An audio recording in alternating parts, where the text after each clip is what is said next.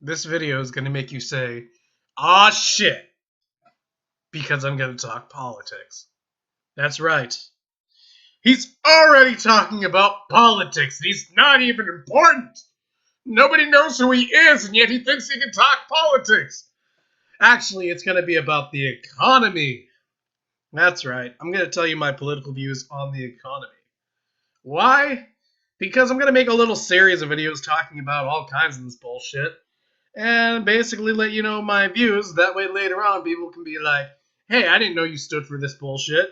I can't believe I supported you all these years.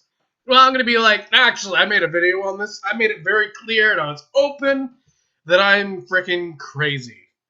Okay, so let's get started with this video.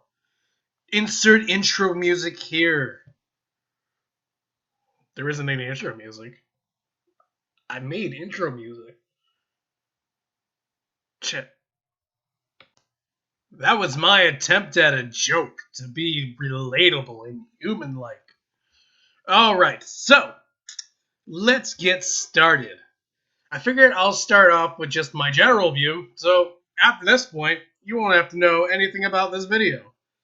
My general view on the economy is basically, I believe that businesses and everything like that in the economic world should be given maximum freedom. I believe that regulations tend to affect the structure of a naturally occurring model that just happens automatically.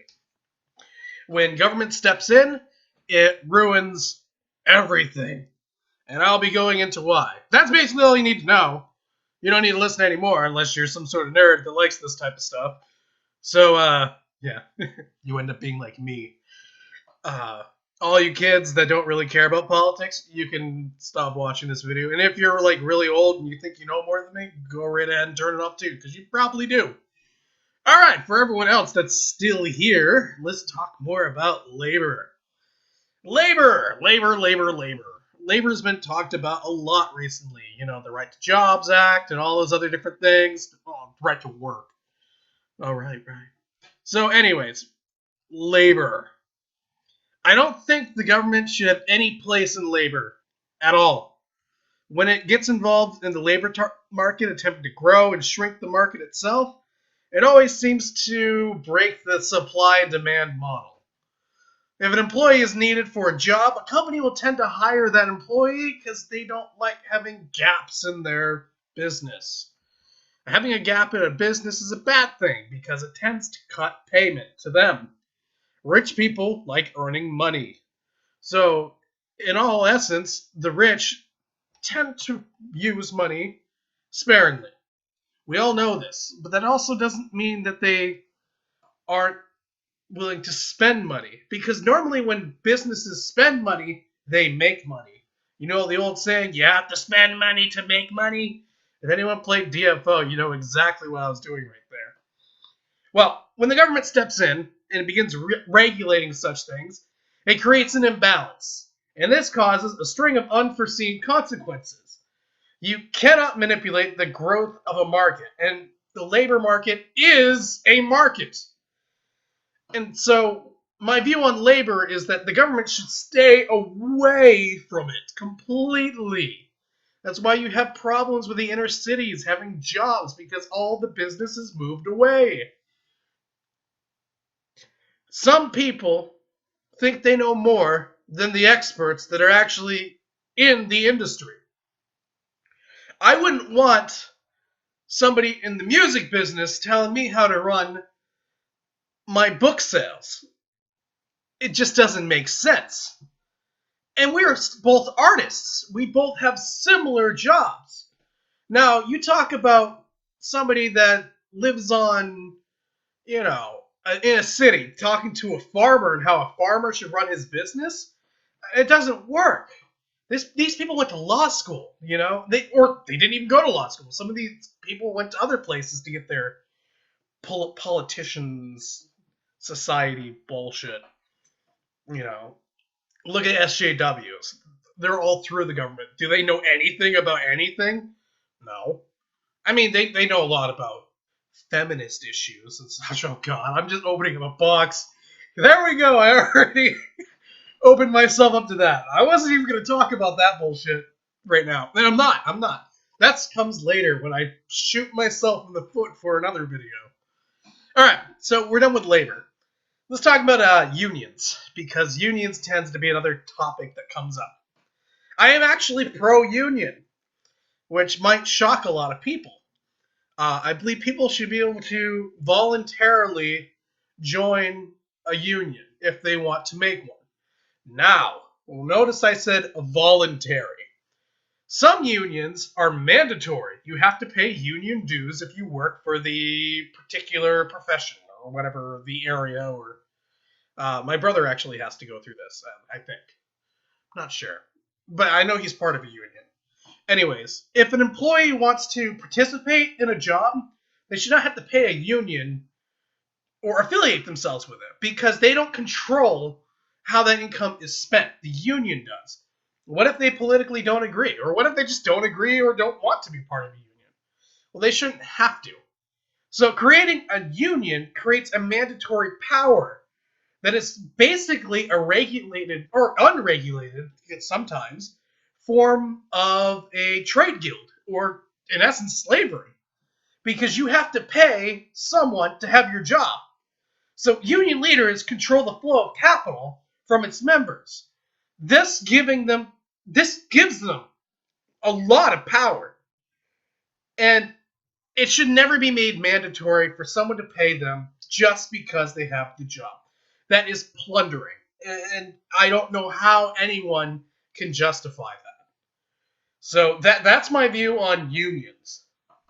The next topic I wanted to cover, pardon me while I click my keyboard. Okay, macroeconomics. Yeah, I have this list. I know, I actually thought of this before I started.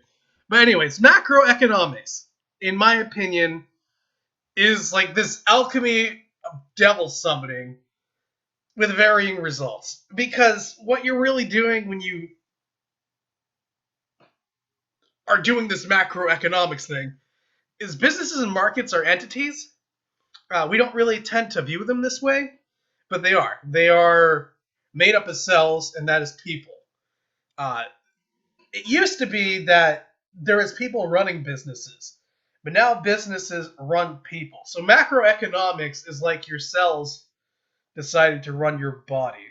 When we have government members, they tend to distort things, and the body of economics becomes diseased, and quickly it shows sickness through inflation and deflation of currencies, and the job market suffers. So, not to mention, the debt gets out of control, and the general welfare of the state suffers. This is something that we all should not tamper with, and we should not allow. So, keeping it natural and growing naturally, I know I sound more like I'm talking about some sort of animal, but really we're talking about a process that is natural. A business will grow naturally. The economy will grow naturally. It's when we tamper with it that it starts getting all screwed up. You can't decide to monetize certain businesses or making incentives while de-incentivizing other businesses. This is basically what macroeconomics is. And so when you start doing that, you start manipulating the market in unfair ways, and thus the free market is not free anymore. And with an unfree market, you are prone to having huge bubbles. And I'm actually going to be talking about that one later. But basically, my view on macroeconomics is we should stay out of it and leave it alone. I do believe in free trade. Free trade is great when it remains a natural process. However, our current form of free trade tends to act as vices and fetters to our own country and our own people. See, what we do with free trade is we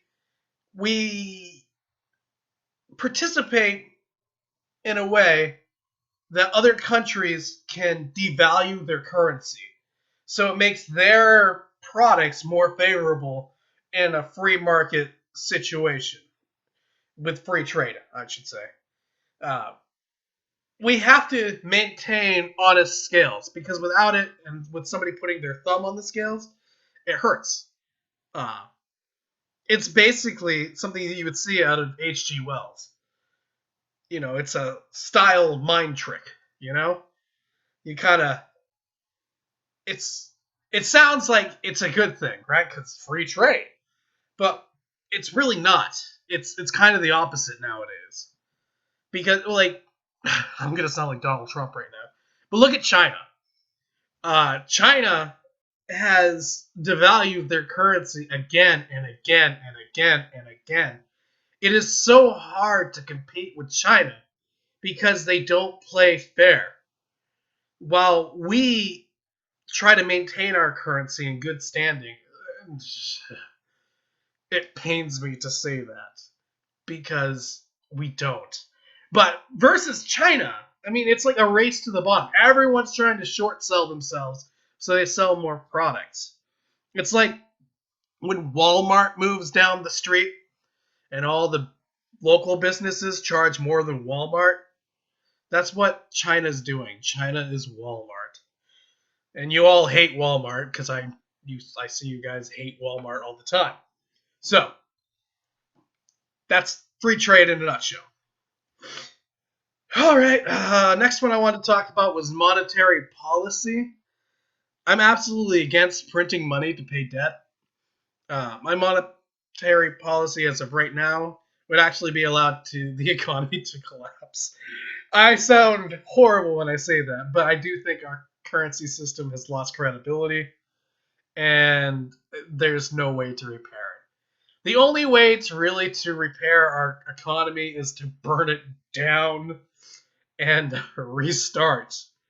Um, I realize what I'm saying means that bread will be expensive and food will become astronomically expensive, and we will suffer for a good 10 plus years until we can recover. However, a recovery would be so much better for all of us if we just be willing to hunker down. Sure, we might not be able to get the new phones and stuff like that. We might have to cancel our cable TV and other things like that, but in the long run, I think it would be much better for all of us. Um, the only reason why an economy or any type of monetary power has power is the idea of it being finite. And I know a lot of people don't understand this now because money's paper. But that's not really money. That's a note saying there is money out there. Money's more or less tied to precious metals, it's tied to uh, other finite objects. And the reason why it has value is because it's limited. The only thing, well, let me put this in a way you kids can understand it, if there's any of you younger kids listening. Cards. You guys play cards, I'm assuming. Trading cards. The rare trading cards are worth a lot of money because they're rare. And the common trading cards aren't worth anything because, you can get them anywhere. They're just printed out like everywhere. So it's the rare things that you want. It's not the common things. And so the way we print our money, we make it extremely common. Whereas we want it to be uncommon or even rare. I wouldn't go with rare. I think there's some forms of currency that might be a good idea with, but not in the general. So that is my view on monetary policy. My view on the Federal Reserve, I guess that kind of ties into this. The Federal Reserve Bank is the enemy of everyone. It should be abolished, charged with war crimes, and the United States should completely sever itself from the Federal Reserve. That's my view. I'm not going to go into why right here because people will label me, and I don't want to be labeled as some conspiracy nut. But just know that the Federal Reserve is not helping anyone right now. I guess this kind of goes hand in hand. The gold standard, a gold standard is the health of the economy. Uh, you cannot have a strong economy without a gold standard. And right now we have no gold standard. We are pretty much a prostitute who sells themselves out for nothing. So we need to start maintaining a gold standard again, reenact Glass-Steagall, other things like that.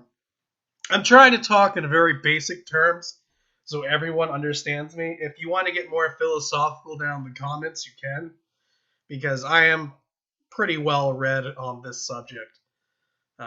One of my favorite people to listen to is Gerald Celente. I don't think I need to give him any introduction. So, anyways, yes, we need a gold standard. Or silver. What, did he just say silver? Yes, he said silver. And not Bitcoin. What the hell are you people thinking? Digital currency? Hell no. I don't care if it's bits or whatever. That is some pseudoscience right there, guys. Stay away. Alright, next thing is taxes. I believe taxation is theft. Thank you, Stefan Molyneux, for giving me that one. As a believer in the non-aggression principle, I believe that under threat to pay taxes by the barrel of a gun is an assault to my freedoms. I believe in a system of tolls for use of roads and public services. This, however, would only happen in a perfect world and a moral society, and we clearly do not have one. Taxes, however, I believe should be kept to a minimum, and every dollar spent should be accounted for by the public and available in public records. There should be none of this, well, it was spent on a black project, or we spent this on a $200 roll of toilet paper. You know damn well they're not spending $200 on a roll of toilet paper. So where's the money going?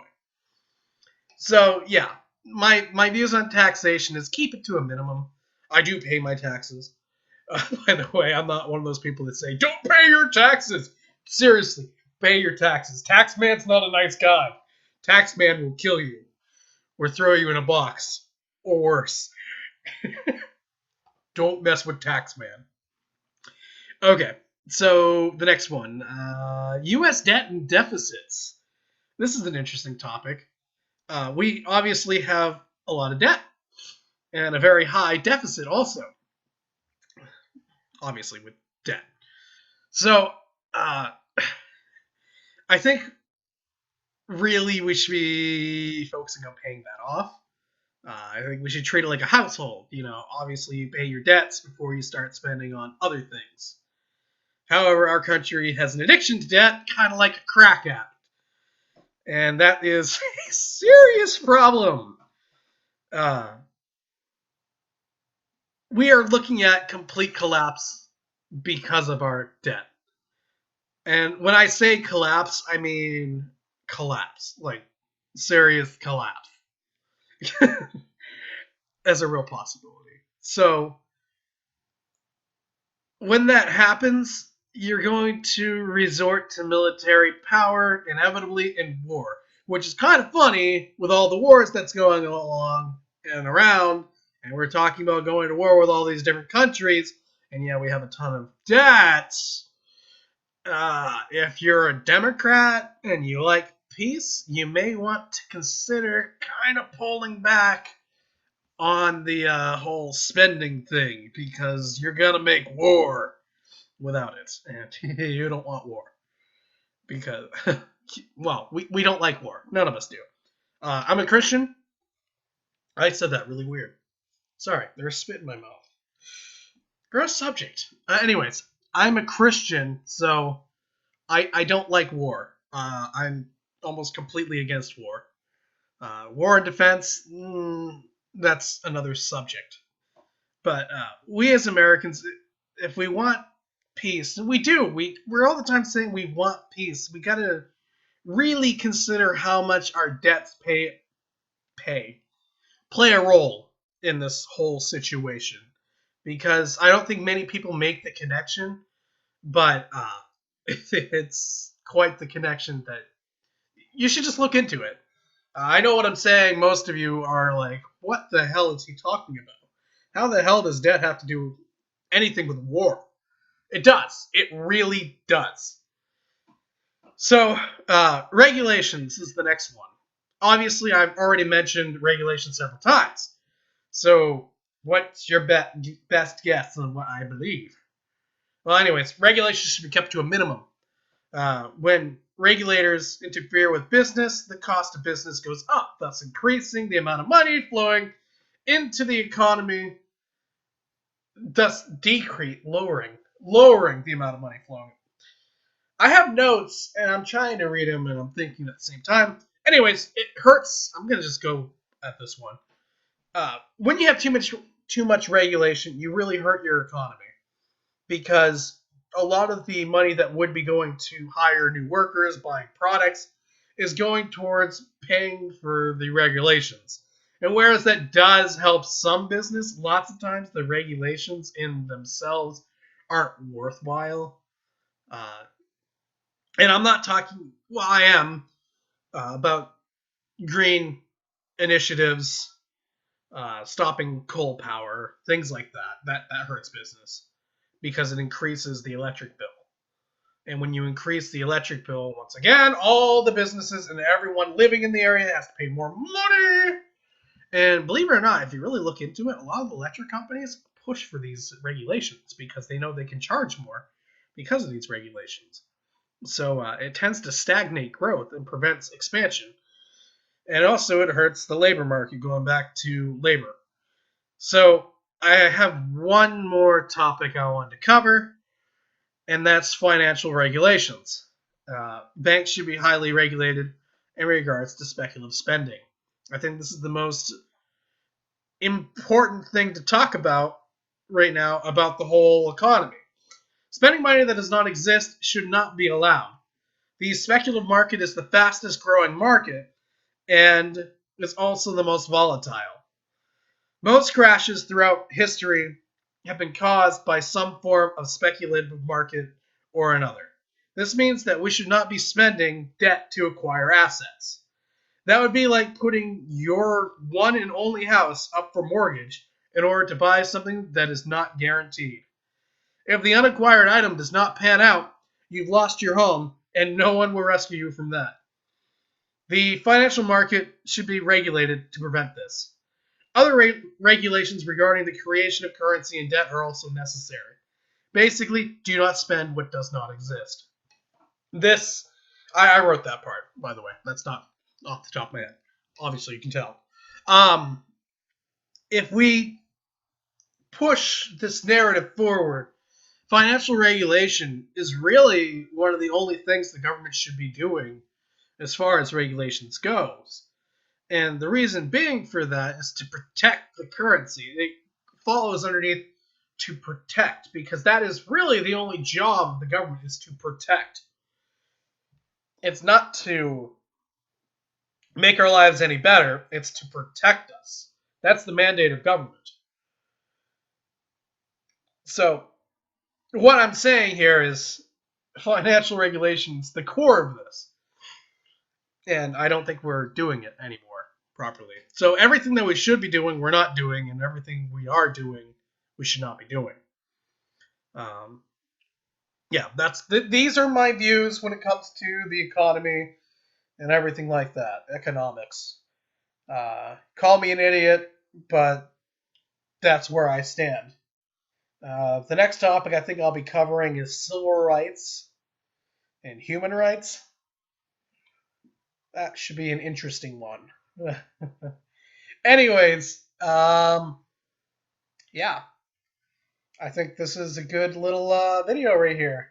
Sorry I took about 25 minutes of your day to just go over my views on the economy, but you can honestly say now that you know my views on the economy. So, like and subscribe below and comment. I'm sure you guys will be lighting that on fire. Anyways, talk to you guys later, and bye!